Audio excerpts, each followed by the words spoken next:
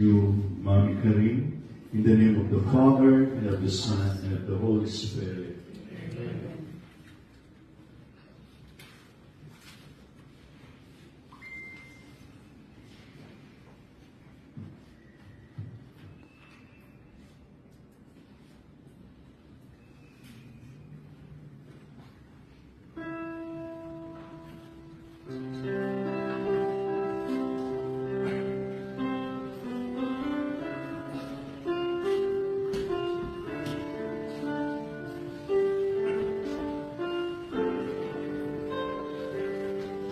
To guide me, safe in the love of your love, safe door of your tender embrace,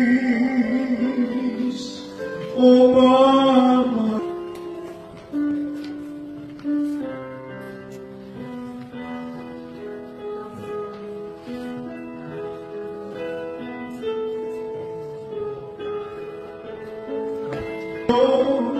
And walk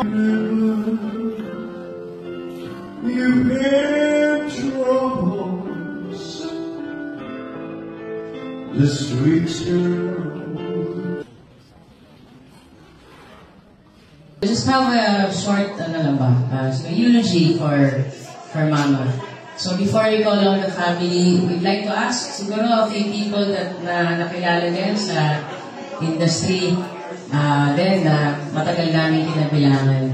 So, siguro po, magkatawa po ng pangalan na hindi po kayo dito, dadalawin daw po niya mamaya. So, syempre, uunahin ko na yung umiiwas ang tingin, no? Baka ako natin si Tita Malu.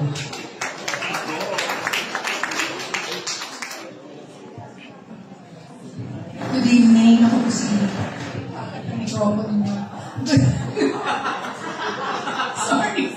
Sorry po, production lang. Good evening, I'm Malu Fagar. So, payata ako nun when I joined the Miss Philippines. Kala-kala si Mother Karim. Si Mami Karim ang mas bigo, syempre. Yung si Aiza ha, ganun lang. But, it was Mami Karim. We owe Mami Karim a lot because of what she has done for Aiza. And I'm sorry, I'm losing my voice. The bosses, hi Mami Karim. Like I said, I posted in my FB page, it was Mami Karim who disciplined Aiza, who taught her a lot of things. Hindi nga uma-acting si Aiza pag hindi nakikita si Mami Karim. It's a good thing na nag-taping kami noon when nag-semifinals. Semifinals kami, umiyak si Aiza, hindi talaga siya doon. Ayaw niya mag-perform. So we had to look for Mami Karim kasi she was behind. Nilagay namin sa harapan.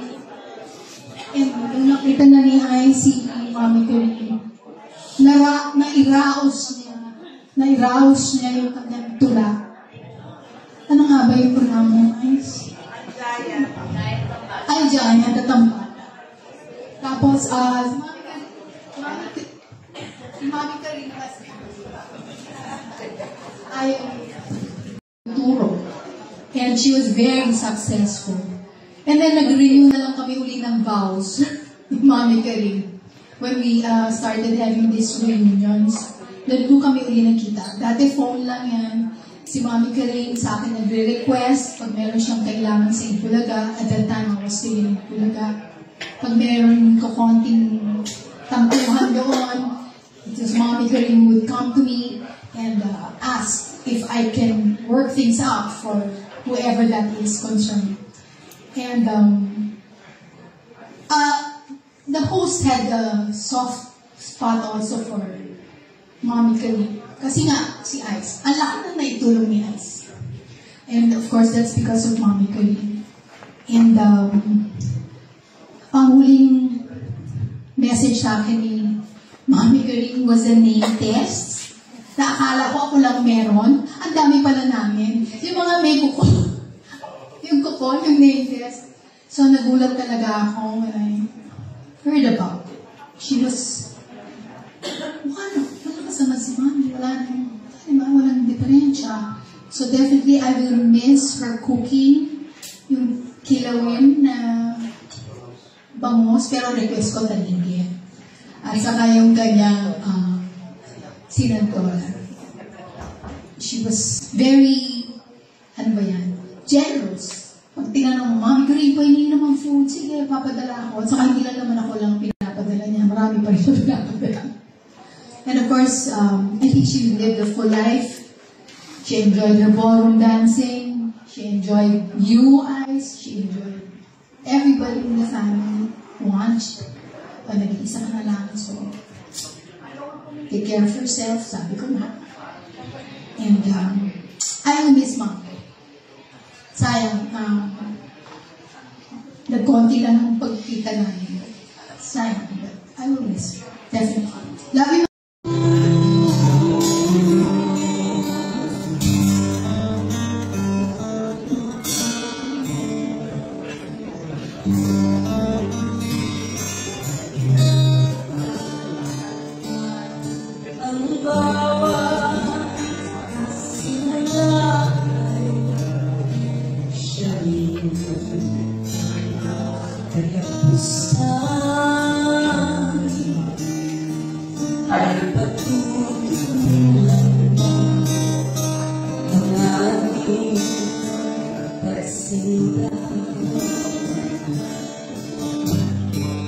Sa biglang tingin kay walang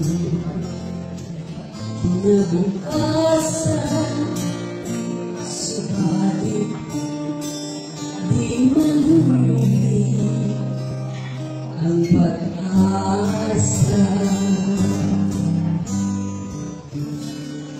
Ang pag-ibig natin walang hanggang maalam, at habang magkalayo, papalapit pa rin ang puso. Kahit na magkahiwalay, tayo'y magkasama sa magkabilang dulo ng mundo. Ang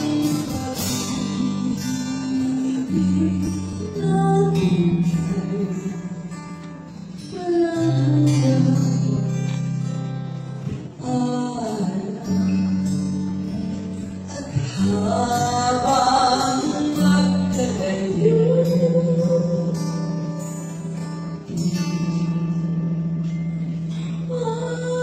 papalapit pa rin ang puso.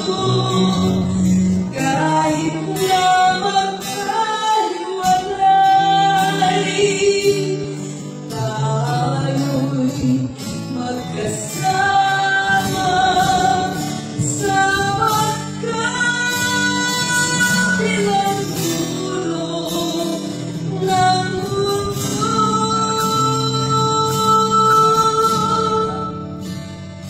Sa magkabilang dulo ng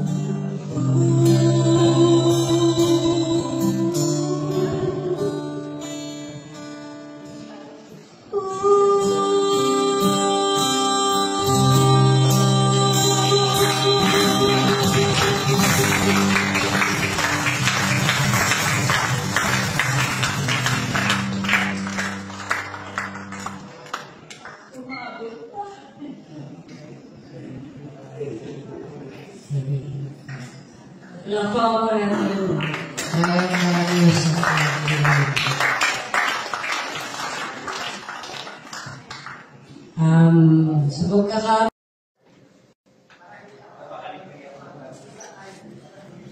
but that's who she is. You can't stop her from doing the thing that she loves the most. Siguro kasi, kaya nga sinabi ni Tuloy, wala, pagkabata niya, hinihilig sa kanya. Hindi lang atin, pero parang naging nanay, akala ko siya nakababata sa kanya. So parang that gave her a sense of purpose. Nung dumating ako sa buhay niya, dahil sa tulong nito August, na binigyan ng tip yung tatay ko, parang she made it her mission. You know, take care of me.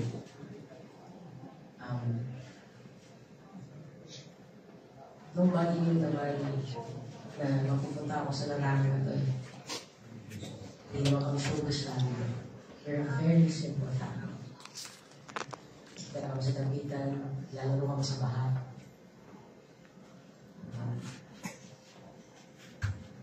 Pero for God's grace, nadala ako sa pulis niya. And it still amazes me na hindi ko alam kung paano nila navigate ang complexity na napakawal ng industriya ng showbiz. Kasi hindi naman artista si Martin. PR lang siya. Pero hindi ko alam kung paano siya nagkaroon ng vision na dapat marunong kumanta to kasi hindi siya ever keep. Although kung nagkamali, keep pa rin ako.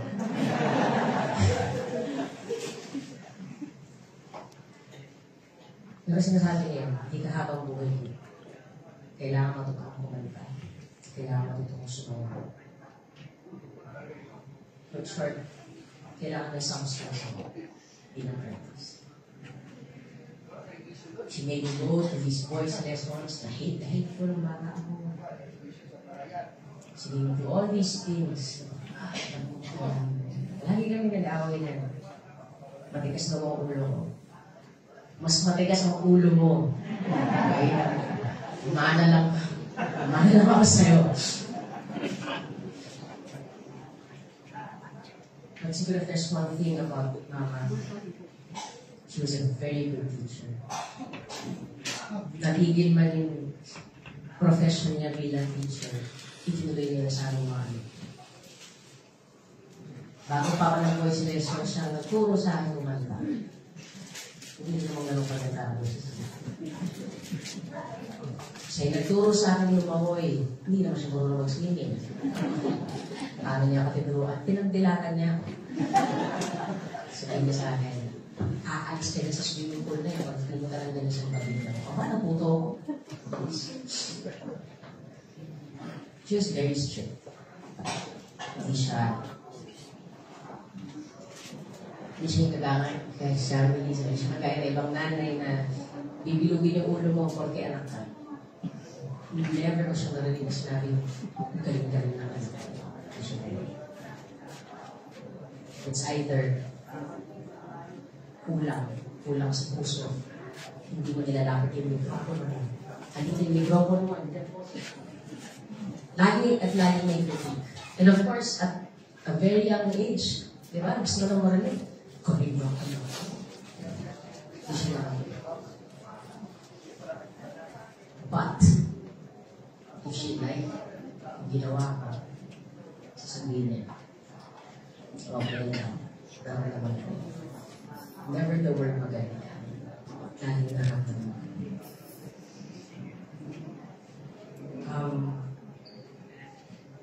Kami ni Mama talaga siguro masasabi kong very complex in the relationship. Especially when I was growing up. As you all know, I'm part of the LGBTQ community. Surprise! And of course, I came out at the time na it's taboo, especially if you're Filipino. We can't even talk. Pero at first, nung inamin ko sa kanila, ito ang pagkakako, may mga drama na naganap sa bahay.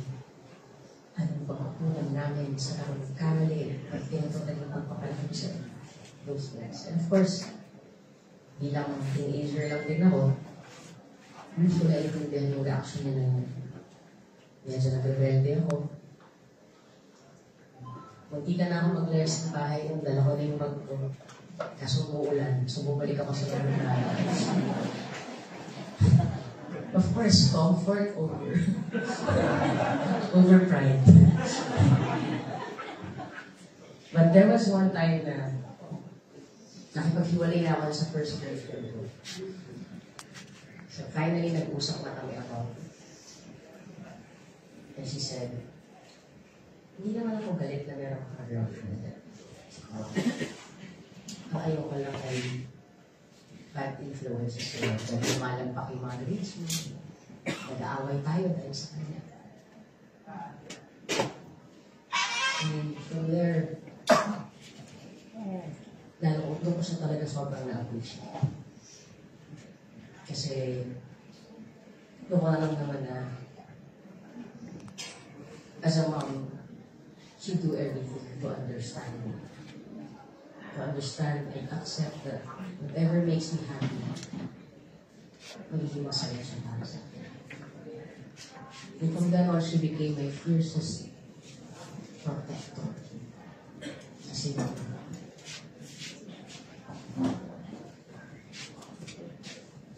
kahit, sometimes, di ba, you'd see on TV, like, nag-aaway yung magulang sa kayong anak. Of course, we're not perfect, you know, you have our issues. Pero, never niyang pinangalandakan kung ano yung problema kami sa mga. Sa amin lang. Kasi kami yung pamilya. Hindi na para malaman ng marami na. Dahil kami rin naman mag-aayos yan.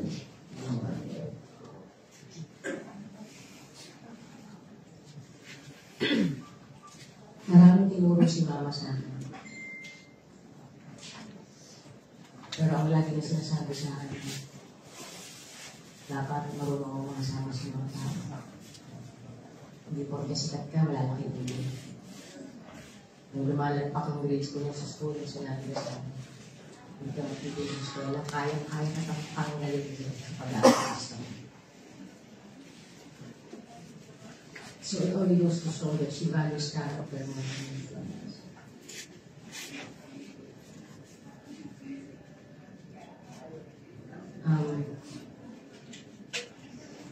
And siguro there's one other thing that someone appreciated. Siyempre, growing up, she was always there beside me. Sometimes, she neglected one cheek, neglected my love. Kasi paragi niya ako kasama. Maybe because alam niya na sa mundong inataha ko, kailangan ko siya sa kanya. At alam niya maintindihan kung bakit lagi niya ako kasama. But once I turned 18, she got the court. Hindi niya pinilit yung sarili niya. Okay na, 18 ka na. Magpapolong na ako.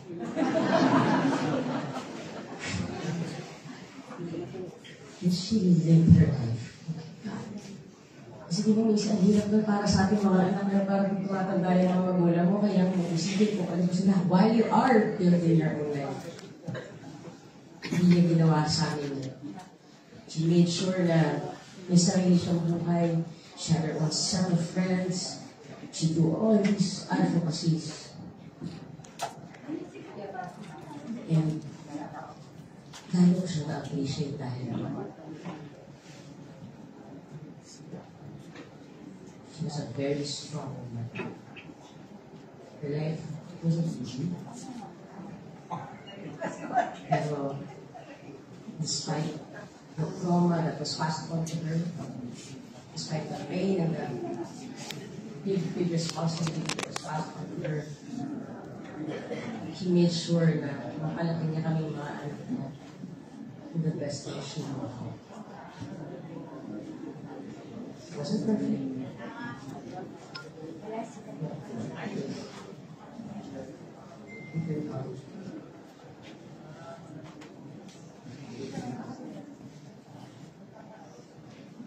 So, for that, I'm very grateful.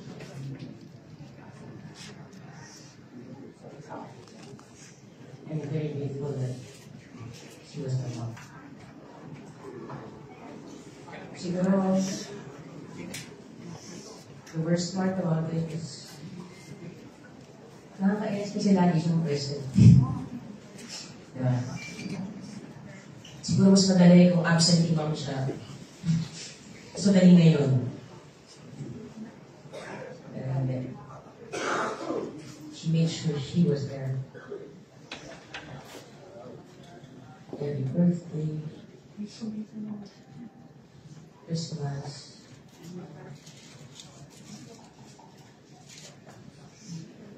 Present siya para libagan ako.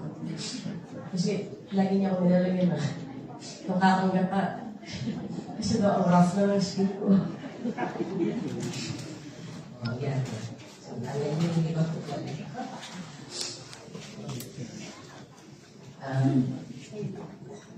Masakit yung ulo ko.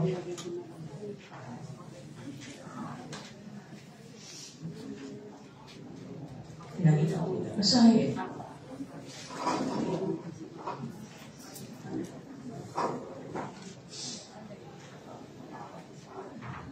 Hindi ko alam ako. Dahil pagkaiba na kami ng bahay, tapunan tayo. Solitude. Ano gusto ko? Hassle kasi lang yung direct sa oso. Hindi siya mag-maliit po yung sugar free. So, hindi ko makain. Mabalik ko na talaga.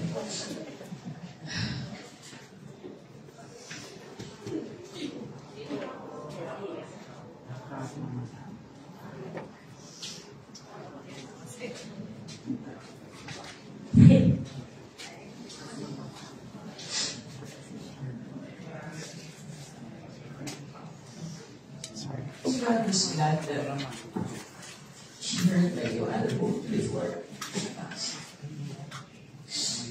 Buti na ang traffic sa Marikina. Kung hindi ko narinig yung buo. And she told me she was proud of me. So it's not that, you know, she will be there to watch every year like she used to.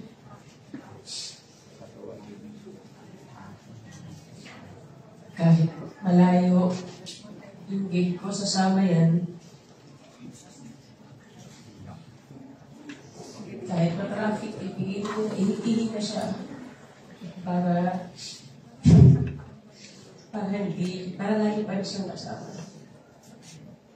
Every day, every show, every big concert.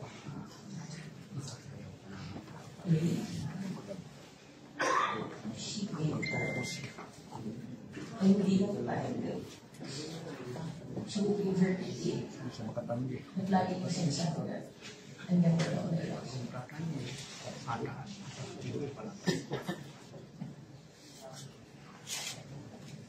Hindi ko alam.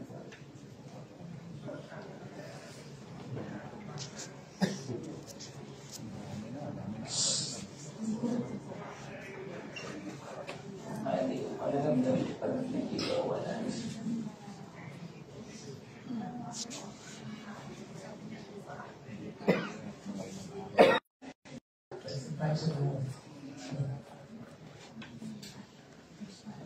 Music more whatever you feel, just have to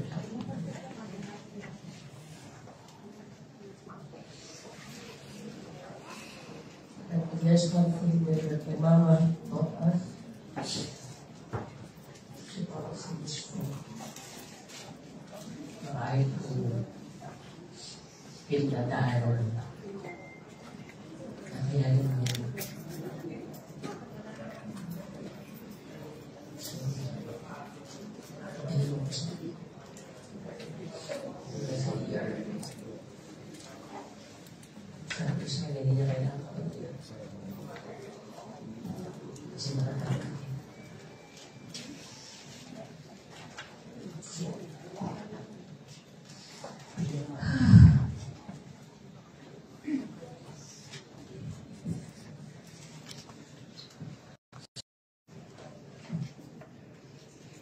Siguro yun yung wish ko. Kabayan mo as we navigate this new life that we will get to spend.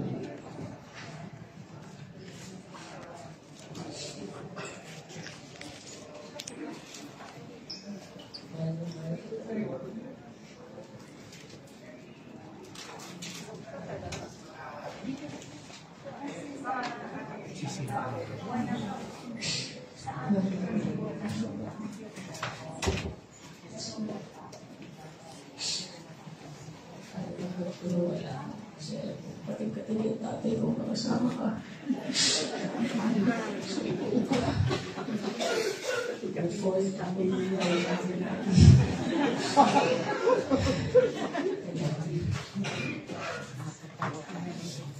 So, salamat po sa pagpunta dito. Again, hindi yan po yung host. Tapos, hindi na ba? Anyway, hindi naman tubig guys. Medyo may ito ginagawa ko today. Para ako, okay. Alright, bago po lahat, nais ko po rin magpasalamat sa inyo for spending time with us, to all my mama's friends. Maraming salamat po sa pagmamahal na binigay niyo sa kanya. Sobrang hindi ko po patatawaran yung saya na inulot niyo.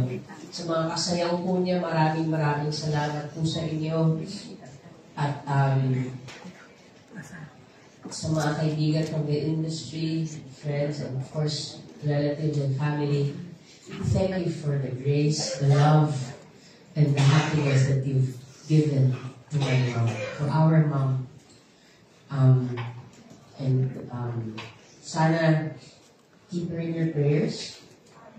At sana huwag kayong magulat kung nag-text message pa rin siya sa inyo. Sa gitna ng gabi. Para tanongin what is your favorite color? Or what's your favorite song?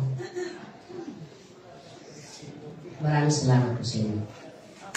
And tonight, you know, as this is my mommy's last night, but hindi pwedeng uuwi tayo ng malungkot. Diba? Nagangani ka rin, dapat parati tayo masaya.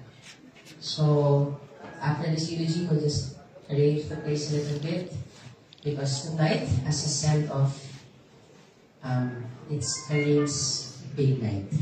So, ready your shoes, your ballroom outfit, and we'll see you in that one. Thank you. Muling magpasalamat sa inyo for spending time with us, to all my mama's friends. Maraming salamat po sa pagmamahal na binigay ninyo sa kanya. Sobrang hindi ko po patatawaran yung saya na idinulot nyo. Sa mga kasayaw po niya, maraming salamat po sa inyo. At sa mga kaibigan from the industry, friends, and of course, relatives and family, thank you for the grace, the love, and the happiness that you've given to my mom, to our mom. Sana keep her in your prayers. At sana huwag kayong magulat kung mag-text message pa rin siya sa inyo. Sa gitna ng gabi. Para tanongin what is your favorite color? Or what's your favorite song? Maraming salamat po sa inyo. And tonight, you know, as this is my mommy's last night, but hindi pwedeng uuwi tayo ng ay malungkot, di ba? Ika nga ni Karing, dapat parati tayong masaya. So, after this eulogy, we'll just arrange the place a little bit because tonight, as a send-off, it's Karing's big night. So, ready your shoes, your ballroom outfit, and we'll see you at the dance floor. Thank you. Thank you so much.